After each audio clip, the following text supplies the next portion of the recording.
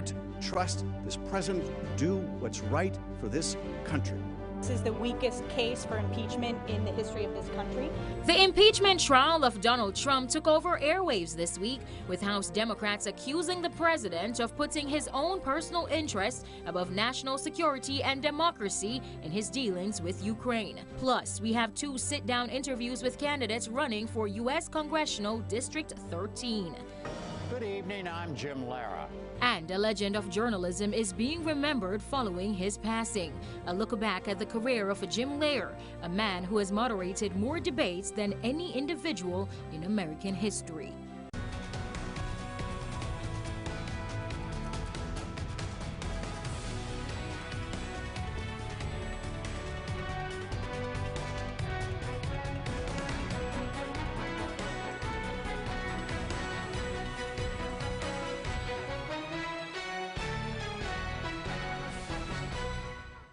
Good morning and thanks for joining us. I'm Shatanya Clarke. The Trump team has begun making its case in the Senate impeachment trial of President Trump. You can watch a full wrap-up later today on Meet the Press. But first, Lauren Blanchard tells us about the 3rd day of opening arguments for House managers. The managers for the House of Representatives have 7 hours and 53 minutes remaining. House Democrats wrapping up their 3rd and final day of opening arguments, shifting their focus to the 2nd article of impeachment, obstruction of Congress. President Trump tried to cheat. He got caught,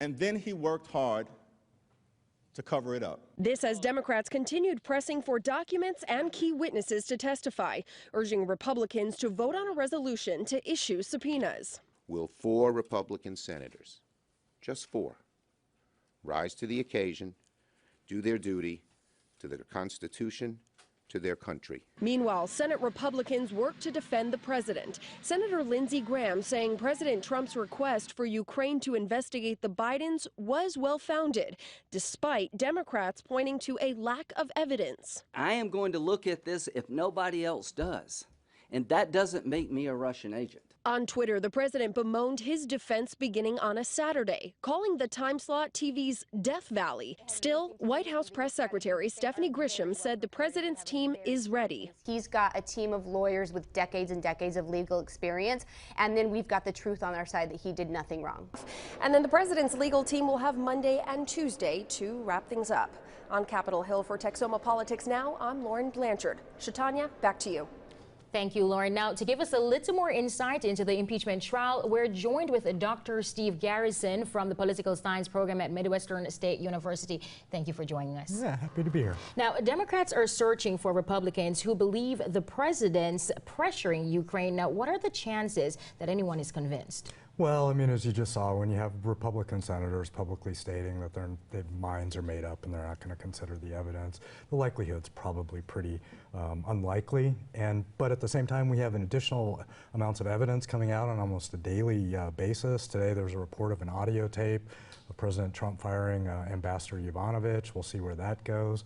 And I'm not really sure what the strategy is when we're seeing close to 70% of Americans want to hear from witnesses, and then another about 59% have concluded that President Trump abused the powers of the presidency, have obstructed Congress, and that a pure majority is supporting his removal. I'm not really sure what the strategy is at this point. Right. Well, people will obviously make comparisons to the Clinton trial. Now, to give us a little historical perspective, how are these trials different and the same? Right. Well, all impeachment cases are unique and different because they're such an unusual thing. But I think the biggest difference is the support for public removal, the public support for removal. During the Clinton impeachment, it never surpassed 30%. We've had over a month where it's well in the 51%. The Clinton's impeachment involved personal conduct. The Rudygate thing involves national security, our elections, checks and balances, the powers of Congress. We have public confessions from the president, one in writing. We have, and I guess maybe a bigger difference is at least during the Democratic approach during the Clinton impeachment trial, they at least gave the appearance of considering and weighing the evidence, even though they voted to acquit him. Right. In your opinion, what is the strongest case you've seen against the president so far? Well, I mean, the idea of this using power for personal gain. I think the best example is if we saw something like in 2012, Chris Christie, who was the governor of New Jersey, there was a massive storm right before the election. He went to the U.S. President Obama at the time, and asked for disaster relief help. Could we imagine a situation where if the president had come back and said, well, yeah, but I need you to do me a favor and investigate Mitt Romney? I mean, I think we'd all understand that's a complete violation of public trust. In your opinion, what do you believe will be the end result of all of this? Well, I mean, we're going to see what happens, but as long as the Republicans continue to go down this road, it may be the end of sort of being a viable national party, but it sounds like President Trump's going to be acquitted. Okay. Well, the 2020 caucus is less than 2 weeks away. Do you believe the impeachment trial will have any impact on the Democratic Party? Yeah, the poll numbers, or recent poll numbers, are showing growth for the Democratic candidates. Polls this week had both Biden and Bloomberg at 9-point leads. Even Pete Buttigieg, that's kind of an unknown mayor, was just outside the margin of victory. That's a much bigger trend than we've seen recently. And then the bigger thing is I'm seeing a lot in polls of the under 30 demographic is approaching about 2/3 that support his removal. We'll see what happens. That's a demographic that's notoriously hard to mobilize, but if a Democratic candidate can mobilize that, you're talking about a generational power shift. So keep our eyes on the young people in the future. All right. Well, thank you so much for joining us, Dr. Thank Garrison. You, Shatanya. Well, coming up this Sunday on Meet the Press, Chuck Todd will speak exclusively with lead impeachment manager, Representative Adam Schiff. You can watch it right here on KFDX. Meet the Press airs at 9 a.m. Now, as the trial goes on, data shows Texans are interested in the impeachment process. According to Google Trends, searches for the word impeachment were highest in Lubbock and Austin metro areas. Now, the Wichita Falls-Lawton area ranked 19th out of all Texas cities when it comes to interest. It really gives you like an insight on like how these things can really happen. It's not like you're just hearing it from a teacher or reading it out of a book. Like they can really give you examples of like how it happened in real life. And it's a window into a lot of the topics that we talk about in this class, like checks and balances between the branches, for example. Recent polling from the Texas Politics Project at UT Austin indicates a partisan split on whether Congress is justified on its impeachment investigations. Now, that polling also shows Texans are mostly split when asked if Donald Trump has taken action that justifies his removal from office. Now, tens of thousands of people descended on Washington, D.C. on Friday for the nation's largest annual anti-abortion demonstration. And for the first time in its 47-year history, the March for Life had a very prominent guest speaker, President Trump. While past presidents who opposed legal abortion have addressed the crowds remotely or invited some participants to the White House, none joined the rally in person until now. Together, we must protect, cherish, and defend the dignity and the sanctity of every human life. This march from the National Mall to the Supreme Court comes just weeks before the court is scheduled to hear its first major abortion case, with President Trump's 2 conservative nominees on the bench. He served as White House doctor under 3 presidents, and now they're not like people anywhere else in the United States, to be honest with you. Ronnie Jackson wants to represent the 13th District in Congress. Hear from him next. I need someone to help me because I don't have much time left. You are not alone. And I literally did fall to my knees and start praying. Others have been where you are. My heart's cry was to save him and to let him live. Be inspired by their stories and their faith. It was like God's compassion exploding in the darkest moment of my life. Watch the 700 Club weekdays. 2020 is here, and all the remaining 2019 models are priced to go during the Drive It Like a Ford sales event going on now at the Ford House. Hurry in today and get incredible pricing on a stylish 2019 Ford Edge SEL with savings totaling $10,000 off MSRP. Or you can shop a great lineup of remaining 2019 Built Tough F-150 crew cabs and save $14,000 off MSRP. I'll tell you how to get here. Head west on Kell Freeway and take the Barnett Road exit.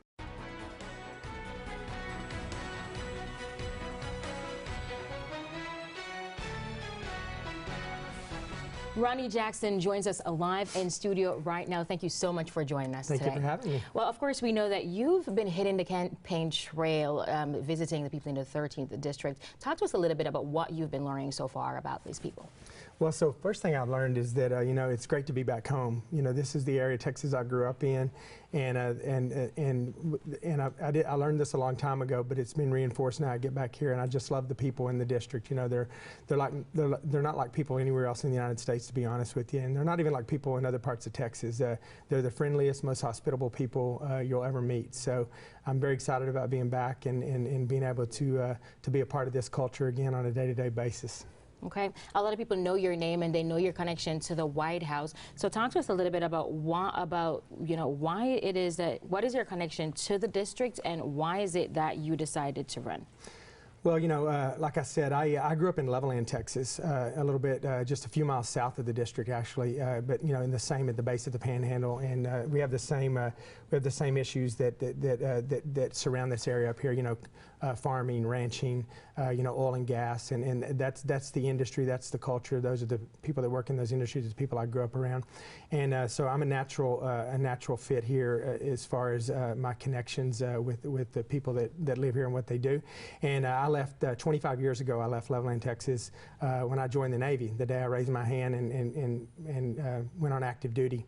And for the last 25 years, I've moved all over the place. I've lived all over the world, and really haven't had an option about where I'm going to live. You know, I moved wherever the military told me to and lived wherever they told me to. And so I just got out of the military just on December the 1st, about 6 weeks ago. Just left active duty, and they said, where's your terminal move going to be? Where are we moving you to for your last move in the military? And I said, Amarillo, Texas. And so I moved to Amarillo now, and like you said, I'd worked at the White House. My last tour on active duty was at the White House as a senior advisor for President Trump and as the president's personal physician. I did that, and I've been there since day one of his administration, since January 20, 2017. The day he showed up, I was there, take care of him and the family, been with him ever since.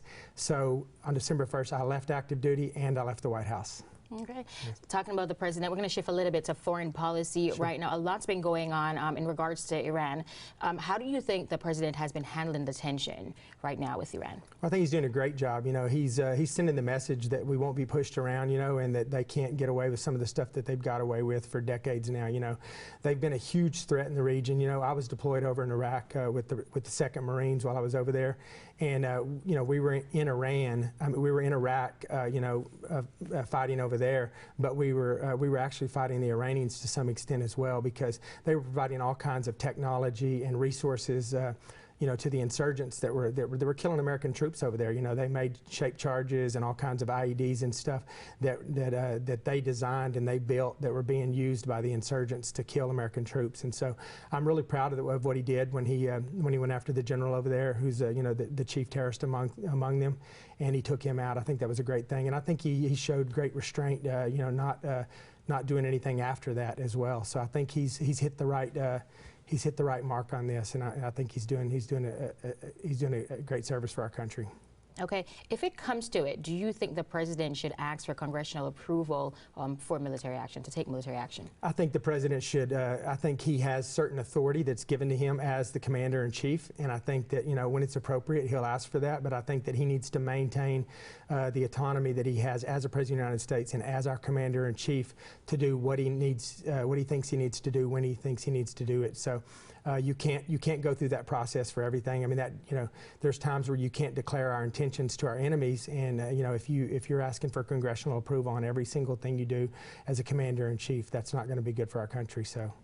Okay, we're going to shift now to trade a little bit. Now, a lot of farmers here in Texoma were a little bit excited about the negotiations that the president made. What do you think Congress, what more do you think Congress can do in regards to ranchers and farmers?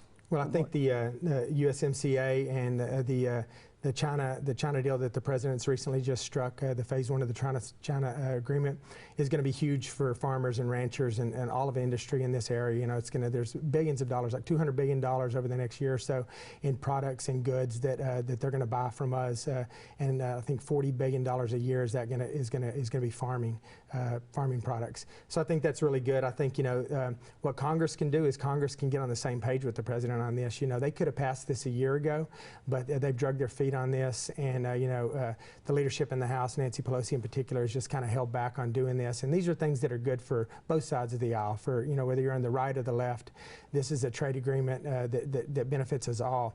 But the Democrats in the House in particular are so opposed to the president getting any kind of win and giving him credit for anything that they've sit on this for a year now. And we could have done this a long time ago. So I would just say we need to start thinking about what's right for for the people in the United States, and not getting as tied up about who gets credit for what in which party. All right, well, thank you so much for joining us. Thank you for your time. Thank you. We'll be right back. When we come back, another interview with another congressional candidate. Ag is a big part of this district, but also oil. One known by many in Wichita County for his time on the Commissioner's Court. Choosing the right vitamins and supplements is confusing. At Amner's Nutrition, we're trained to find the products that meet your needs. Buy from the people who care. Buy local, Texoma. For years, McBride's Steakhouse on Maplewood has had the pleasure of serving you and your family delicious food. And for that, we say thank you. Remember to buy and eat local, Texoma.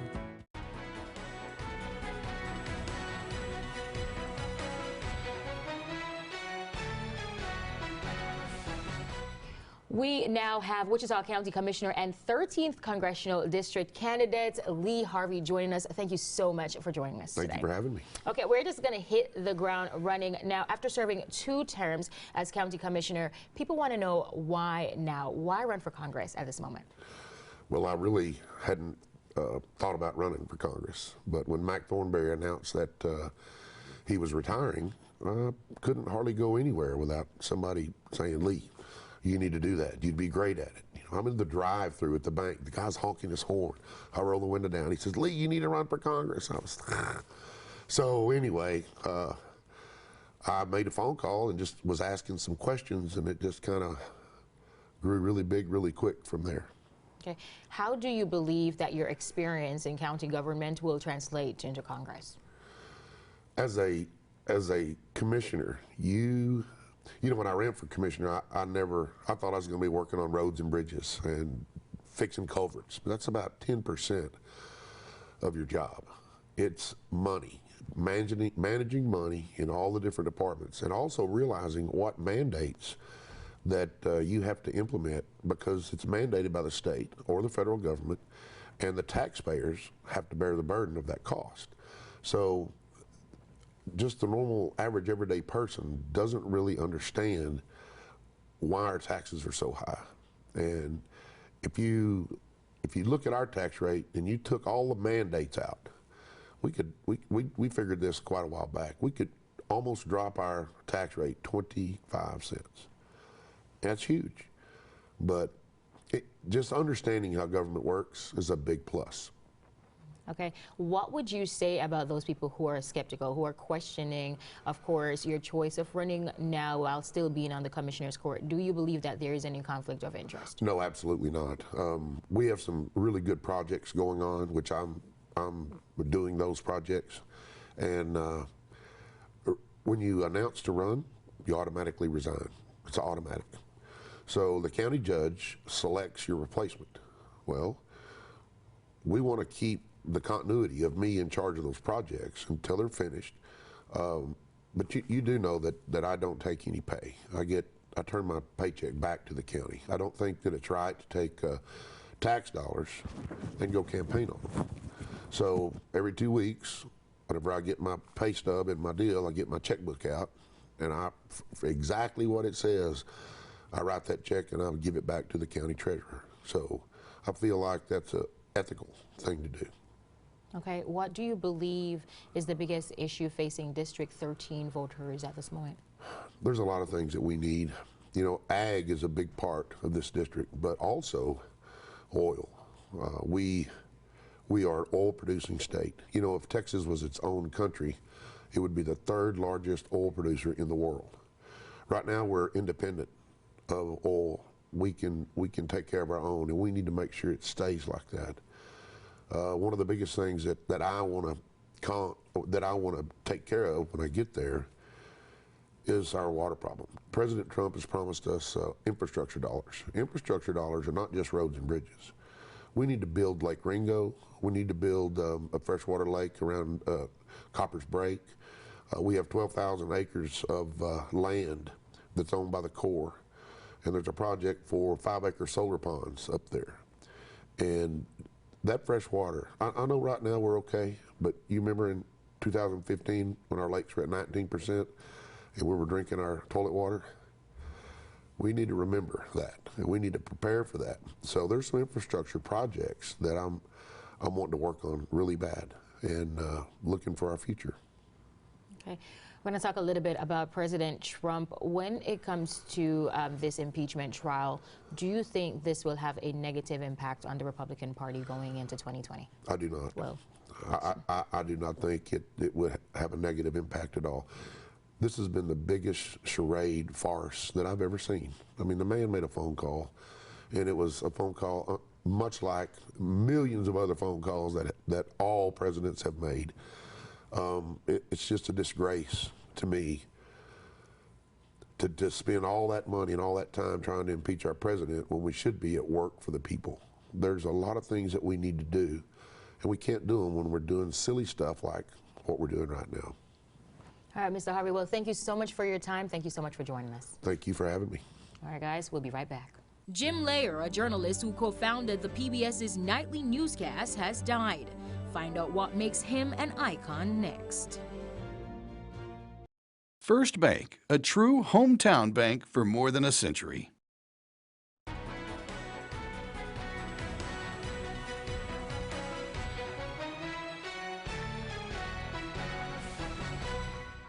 Finally, this morning, we remember one of the giants of our business. Earlier this week, co-founder and anchor of the influential PBS NewsHour, Jim Lehrer, died at the age of 85. For decades, he was a fixture of broadcast news and political reporting. Andrea Mitchell, a close personal friend, looks back at his incredible life.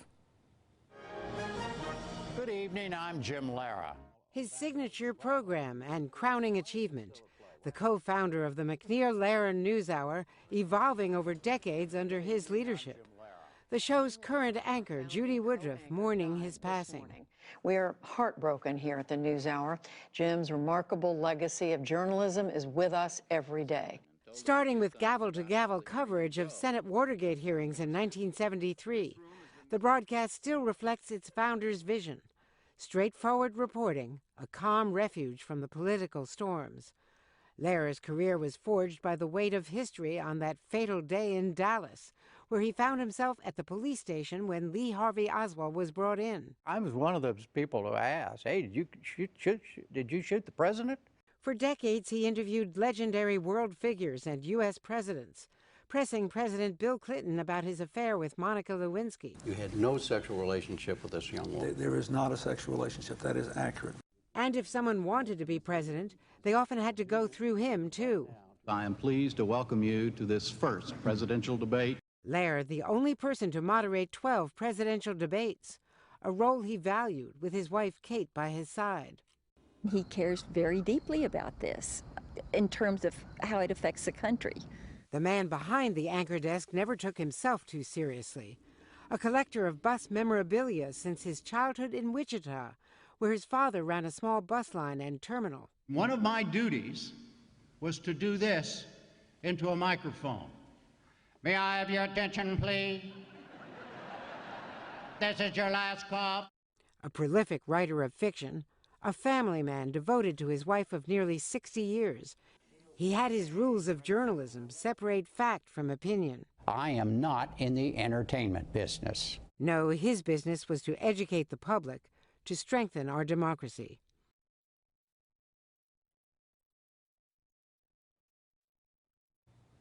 Jim Lehrer attended Victoria College down in South Texas and began his journalism career reporting for both the Dallas Morning News and the Dallas Times-Herald for more than 6 years, covering local politics. Before we go, we want to remind you to make sure you are registered to vote before the March 3rd primary.